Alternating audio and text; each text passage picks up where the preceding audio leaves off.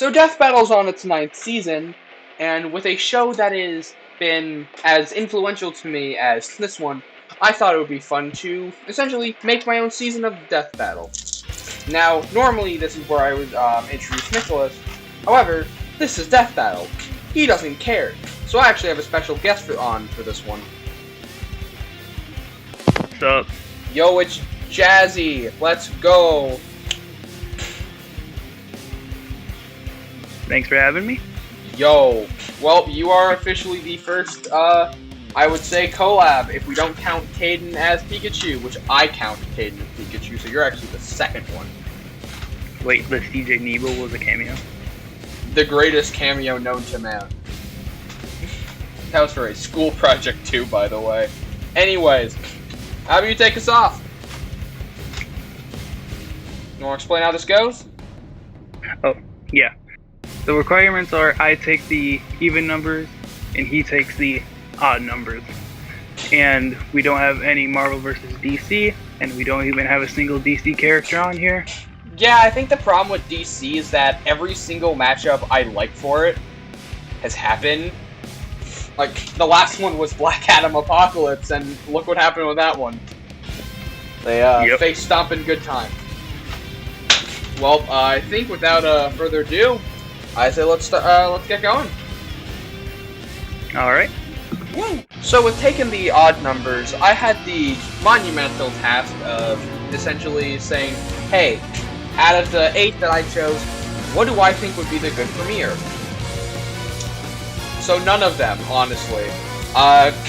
So usually when it comes to this show, the season premieres usually aren't the biggest one. For example, we got Aquaman vs. Namor, Batman vs. Black Panther, as much as I hate to admit it, Dante vs. Bayonetta, and so on and so forth. So, I feel like choosing a matchup that I would say is requested a lot, but not as much as some of the other ones on this season list, would be a good place to start. I don't think any matchup on this list would be better to start with than, honestly, my most wanted, being Shulk from Xenoblade Chronicles versus Lightning from Final Fantasy XIV. Do I know the connections between this? No. Are there connections? Yes. Do I care? Not really. So, for those who don't know, because Nicholas won't let me talk about it ever, Xenoblade Chronicles 1 is my favorite game of all time.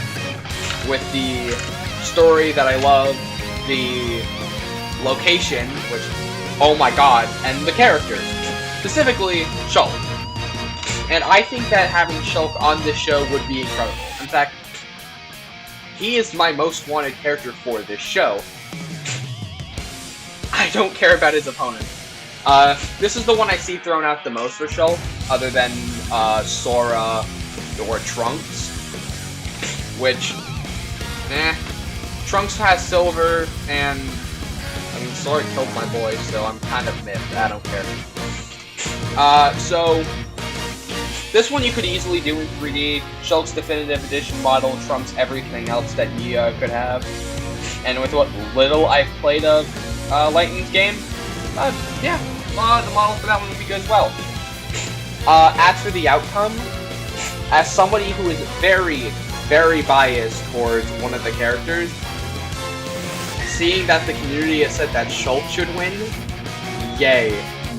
But for real though, with what Shulk can do, from what I've played, and also with the fact that the Monado is busted, along with his visions, which throughout the game has never been wrong once.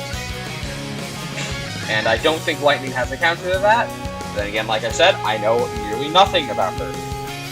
So, I can't think of a way to end this one, so I'm just going to stop talking and pass the mic over to Jamie to talk about the next episode. There is a DBX that originally I wanted, which, as an actual death battle, which was the Predator from the Predator series versus Prophet from the Crisis trilogy. And the more and more I thought about the fight, was the more and more I wanted the fight. A character, Prophet, who is going headfirst into fights most of the time, versus a alien who is from a hunting species known as the Yaksha, who is stealthy, who doesn't go up front, and Personal, who likes to go from a stealth approach. The more and more I thought about it, I said Prophet won until I didn't realize the video games were part of the main canon. And Death Battle brought in a weapon that if it hits their opponent 3 times, it's an instant KO, which the Predator would win in that regard.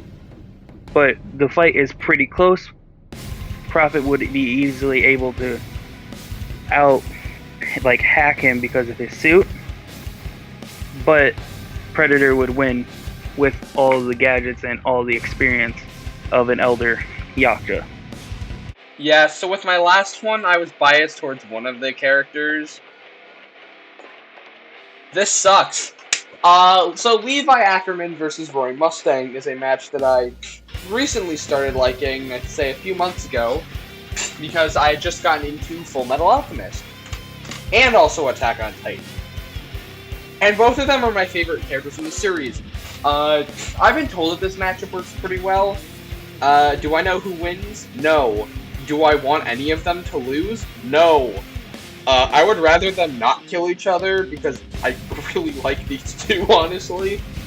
But if I actually had to choose one of them, I would probably honestly go with Roy because of the things I've seen.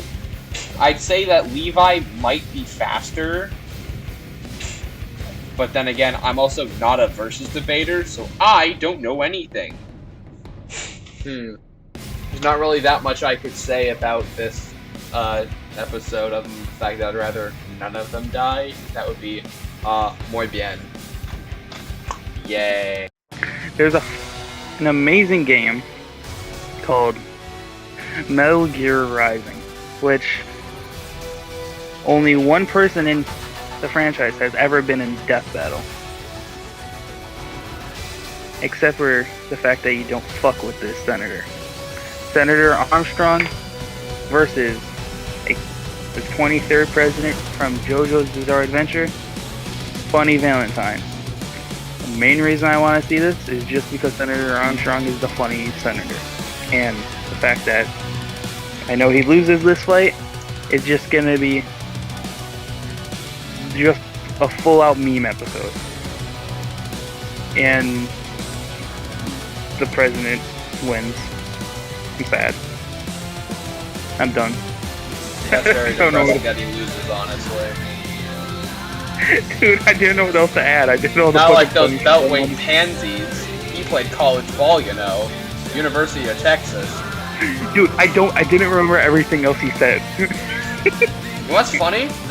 I'm gonna keep this audio in. It fits this one. I just cut it out. Yeah, literally. I'll literally cut it out on what iMovie. So, one hobby of mine is taking 2 of my friends and doing versus debating.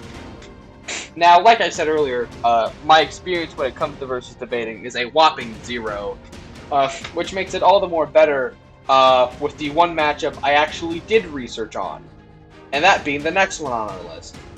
Guts from Berserk versus Dimitri from Fire Emblem Three Houses. Now, Fire Emblem has yet to make an appearance on the show, and I think that's weird.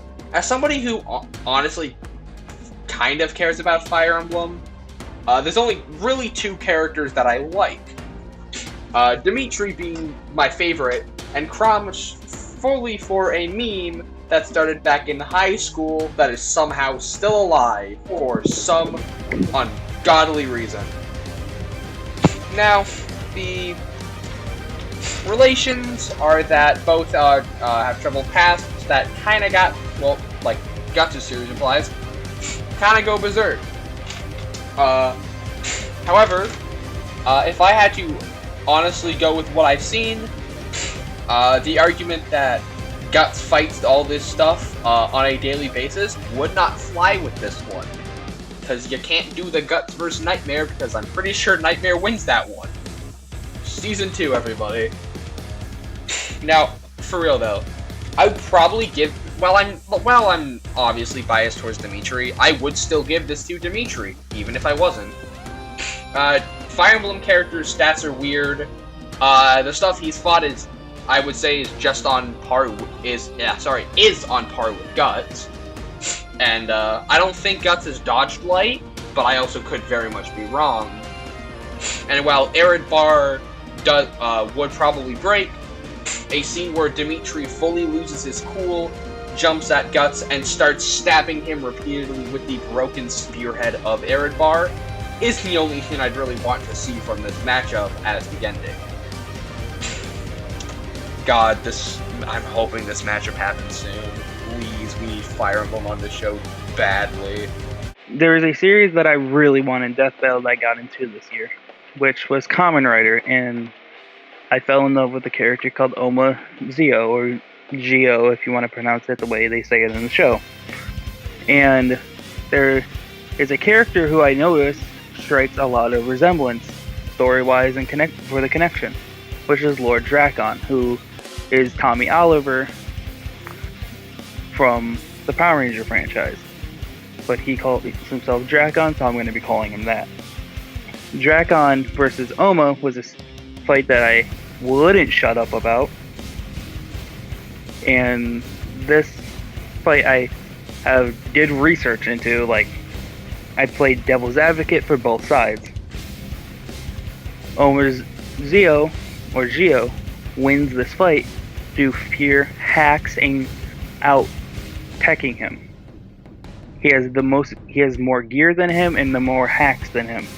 He has the powers of every single Kamen Rider before the year 2068.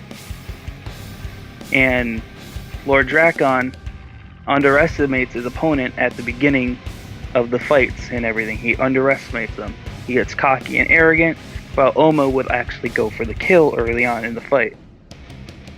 And Oma has the abilities of time stop, of time manipulation, and space manipulation, can make singularities, and he can throw Drakon into a mirror dimension and then just destroy the reflective surface, disintegrate him, or he can just disintegrate Lord Drakon.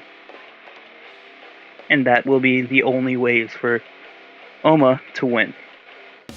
And other ways, but that's the ones I can name right now. So when I was making my list, one thing I wanted to include was a rematch. And that's harder than it sounds, because a lot of older matchups, Season 1 and 2, that deserve it, I didn't really want. For example, Ragna vs. Soul, that outcome is right. I still fully believe that outcome is right, it's just they would probably have to treat BlazBlue and Guilty Gear a little better. That's also only one of many that I could honestly think of. However, there's one from Season 4 that, as a fan of the character, I can't really stand how the research went. Animation-wise, it was pretty good. However, like I already said, that research, man.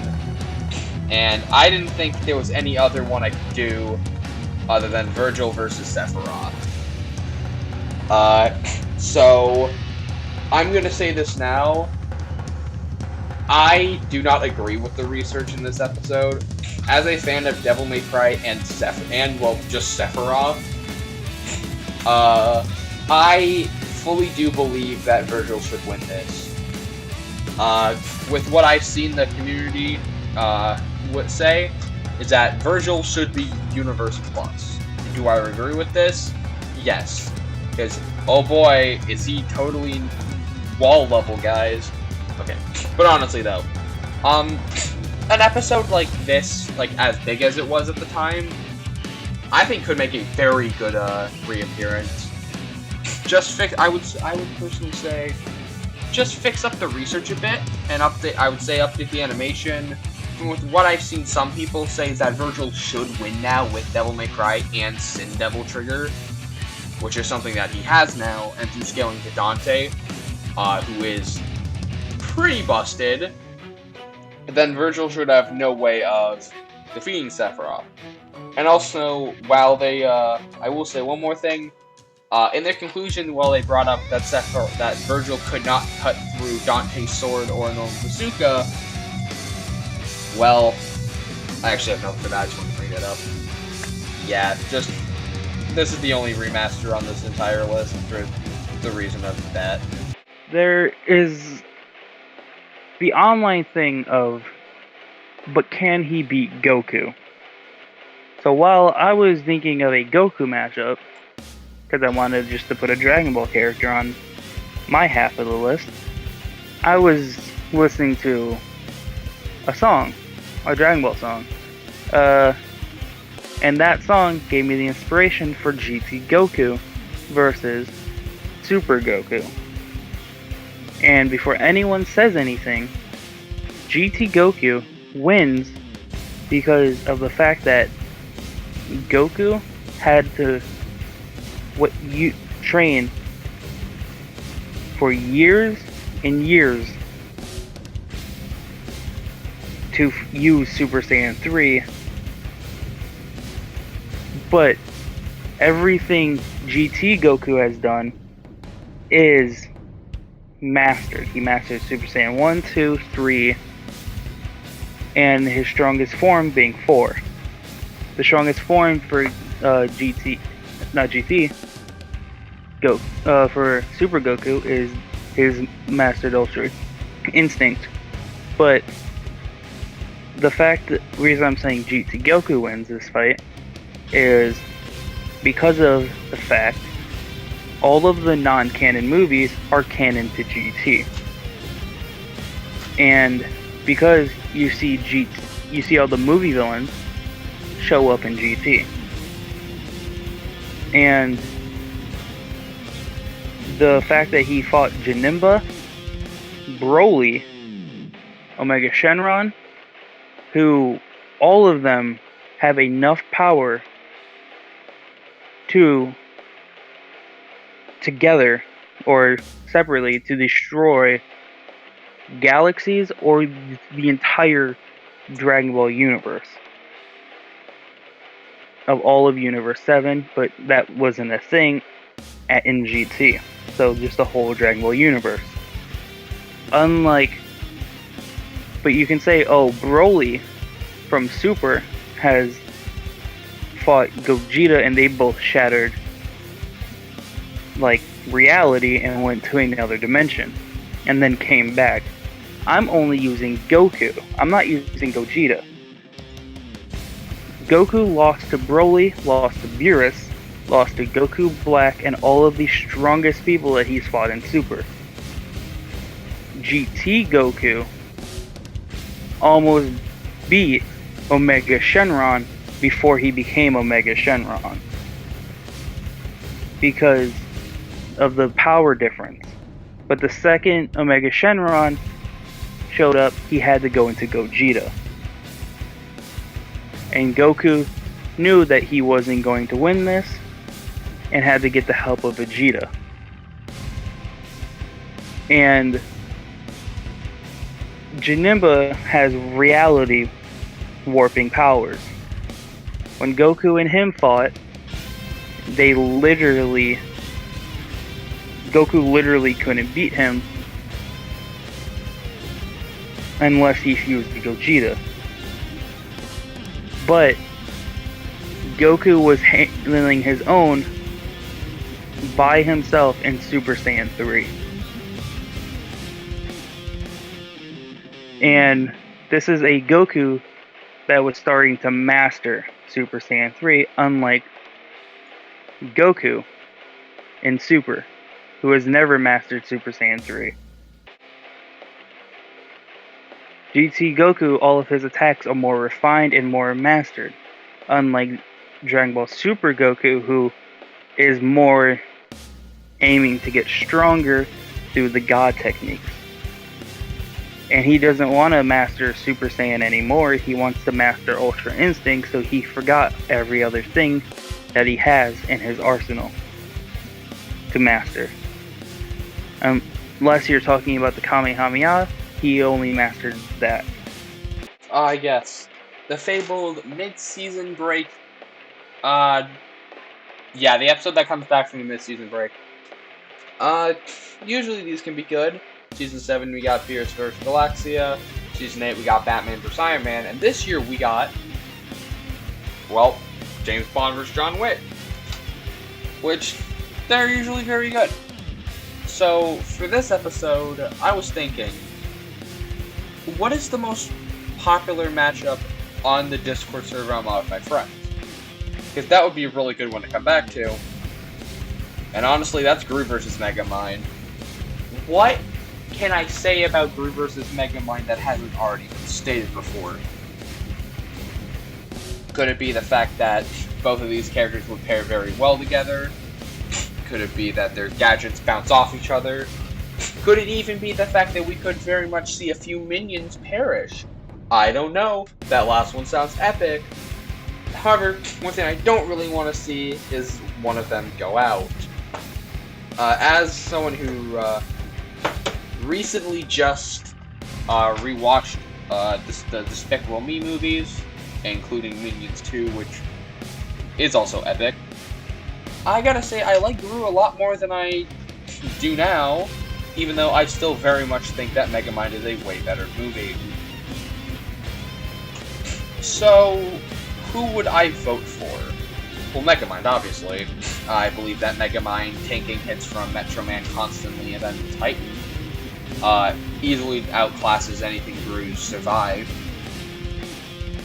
And I think that Megamind's just way smarter and has more gadgets that could kill Gru. If you include the minions, it's a lot harder, because the minions can't really die. However, Gru doesn't have an entire army of minions where Megamind's got, if I'm correct, an unlimited supply of brain bots. Essentially, this matchup comes down to brains, and I think, well, I'd have to give it to Megamind. When you think of iconic villains in video games, you usually think of a Nintendo villain or a Sega villain. The villains I have put up against each other are Bowser vs. Eggman, which has been a Season 1 request, and I personally have wanted it for the past year, like other people I know. And everyone knows who wins because it's Bowser, and he has survived black holes, and if we count all the other games, there's Dream Bowser. And that's in a whole can of worms that I've not yet opened.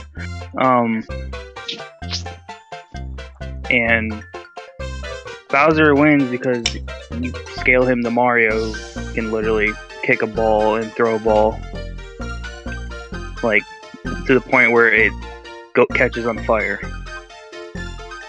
And he has the durability to survive a black hole. And Eggman is just a fat human with a high IQ. So, I already brought up Guilty Gear and how they should probably do another one. And, yeah, it's easy to expect that. And out of all the characters in Guilty Gear, my personal favorite is Kai Kisuke. Or Kisk, or I'm pretty sure I got it right the first time, which would suck, because I just corrected myself.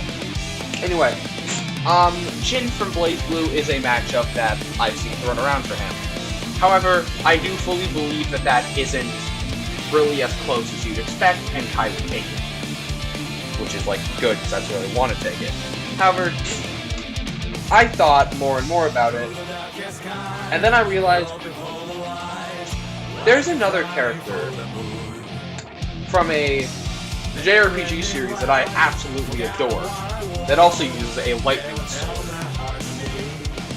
And if you've watched some of the older videos on this channel, you probably know that I'm talking about none other than Zeke von Genru. So I'm not gonna try and dwell on this one too much, because it'll go on to a 20-minute Zeke rant about Zeke, and I don't want to do that again. So, their connections, well, they're just video game characters with a bit with lightning powers and swords. That's it. The connections are, they're bare minimum. However, what I think it lacks in connections makes up for in the thematics. Because, oh my god, this episode should be good. Imagine the start, with just them both clashing, and, well, you have to include Pandoria. But then, later in the middle, Zeke uses some more of the blades he has. Like, he could use Corvin, Crossette from the DLC, well, technically, if you count it as canon, even Shulk. However, the finale is where it's at for me.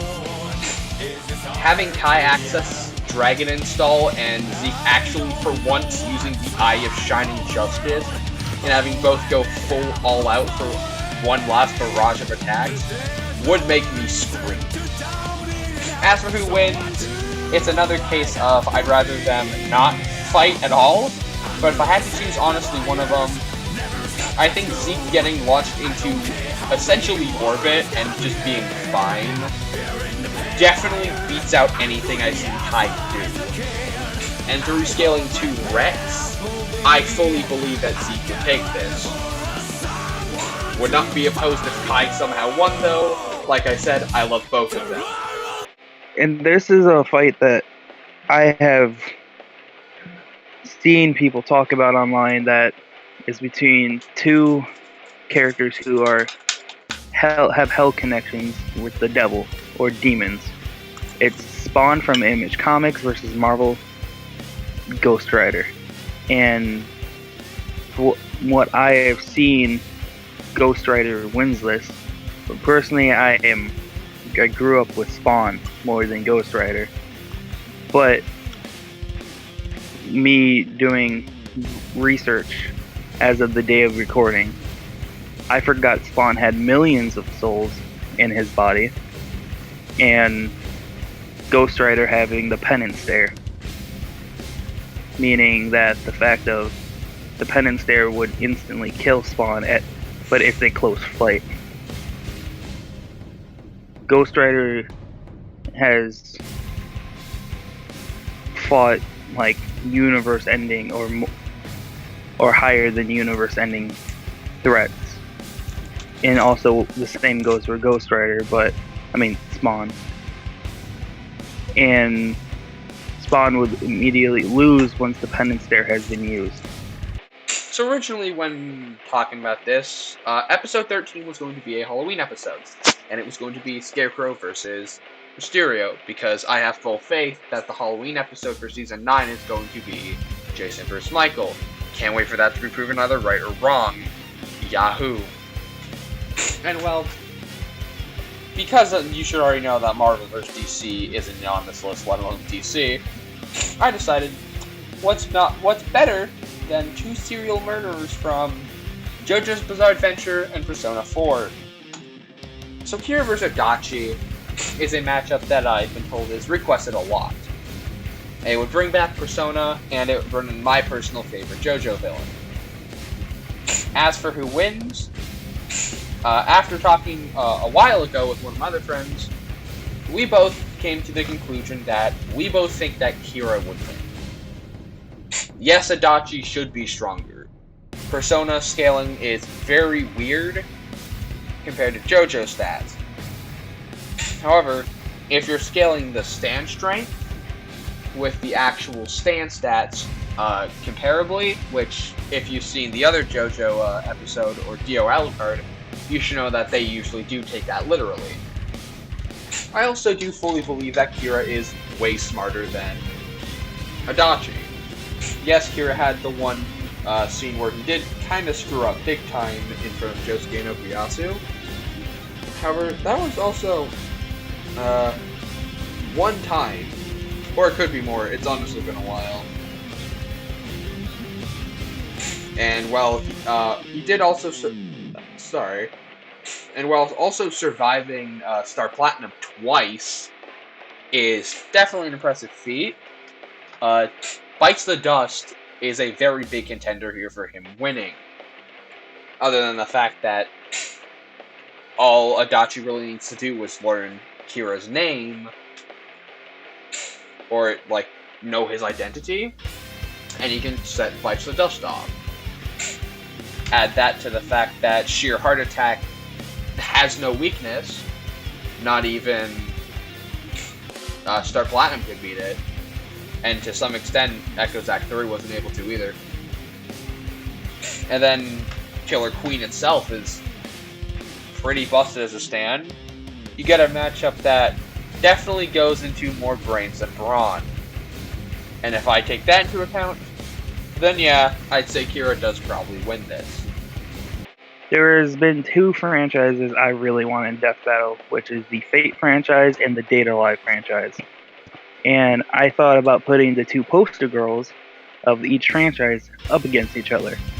Toka versus Saber. And when I was doing research into this fight this week, the more and more I thought about it, I wanted to bring up the fact that I'm going to be using Saber, a composite Saber from the original anime, Unlimited Blade Works, and Heaven's Feel versus Toka. And it's a almost close fight, but it's more leaning towards the side that Toka wins through the scaling of that, the fact that she can destroy planets, and like she has fought a character who has the powers of black holes, unlike characters who Saber has fought who can't. You cannot say Saber beat Gilgamesh, because that was Shiro who beat Gilgamesh. Saber has always lost to Gilgamesh, but she can stand up against him. Toka has fought Kurumi, who can drain life forces of pretty much anyone, even spirits. Toka being a planet buster, well, Saber has never fought a planet buster in all three continuities or routes. And the only person you could say that has a planet busting feat is Gilgamesh, but she never fought Gilgamesh, even when he was trying. She went all out against Gilgamesh when Gilgamesh wasn't even using 70%. Toka has fought always at 100%, and also every person she's ever fought was at 100%. The winner is Toka Yatagami. So for my final episode, I wanted to include a game that I enjoy playing, Genshin Impact. And now, one matchup that I've seen thrown on the internet by one person in particular is Violet vs. the Traveler. And while I do actually really like that matchup, my preferred matchup for the Traveler, for no reason at all, is the Luminary from Dragon Quest XI. I don't think there's a connection between these two. If there is, God knows I don't know what it is. But you know what? Screw it. I do believe that this matchup could very much be fully thematic. With the Luminary's just massive amount of spells, and the Traveler at the moment, the 4 elements that he could use. Would it be better to wait for Aether's match to be done? The story to be done? Yes. However, Death Battle has already made it very clear that they're not going to wait for character stories to be done. For example, like with Luffy. That way they can actually use him instead of waiting another, 5 years for One Piece to be done. Could the fight be incredible? Well, yes. Through stuff I won't be spoiling for Dragon Quest XI, because it is one of the few games I would highly recommend playing. The Luminary's got a bunch of spells, and it's very easy to scale him to his party. Now, one thing I've thought about this episode more is the ending. Like, for example, have both of them have, essentially, with RPG standards, have them take that. They've taken enough hits to where they're both effectively low HP, and the Traveler rushes. And the Luminary could pull out Hocus Pocus and just hit him with thwack, and then have the Traveler essentially explode into a bloody mess. Now that ending, well, honestly appeals to more of my hero side, as a hero main in Smash Bros. However, I don't know. Like I said, there's no connection with this. I just thought the match was cool, and debating it with some of my friends was some of the most fun I've ever had. And, God, this is the one episode on this list that has no chance of making it. Like, I don't even, like, frickin', like, Zeke vs. Kai has a bigger chance than this. But you know what? If it does happen, God, will I be excited. And now we are on the finale. Season finale of our list. And I was thinking of YouTuber fights. They never did a single one. And with being a fan of one of their animators, Devil Artemis, I was thinking about putting Devil Artemis Cell versus his opponent, which my friend Hill here will tell you. So, when he brought this idea up to me, my immediate response was, yes! And this matchup is Perfect Cell, Devil Artemis, just SMG4. I unironically love this matchup, and I'm glad that this is the finale, which I would have loved to meme and have it be Zeke vs. Kai. This is the best, this is the biggest scale grand one we got in the entire list. Now, as for the winner, that is hard to decide, except it's actually not. And by that I mean, looking at both of these characters, I think it would be safe to assume that SMG4 would win. Through not only has he survived a lot worse than Cell, he also hasn't died in every single episode. But every time he does die, he just comes back immediately. In the same video. I mean, I'm pretty sure he just died in the newest video as of recording this. And knowing him, he will come back. Because, why not? He also scales to Mario. Specifically SMG4 Mario. And if for those who haven't seen SMG4, well, yeah. But for those who have seen it, yeah. It gets insane. Now, if you want to explain what Devil Artemis' Perfect Cell can do. Devil Artemis Cell has the power of a stand that has the power to make pizza. I wish I was joking. And it can also see. It can also basically predict your movements with 100% accuracy before it happens. And the stand name is Moista Fista. Oh my god, I forgot that he named his stand Moist Fister.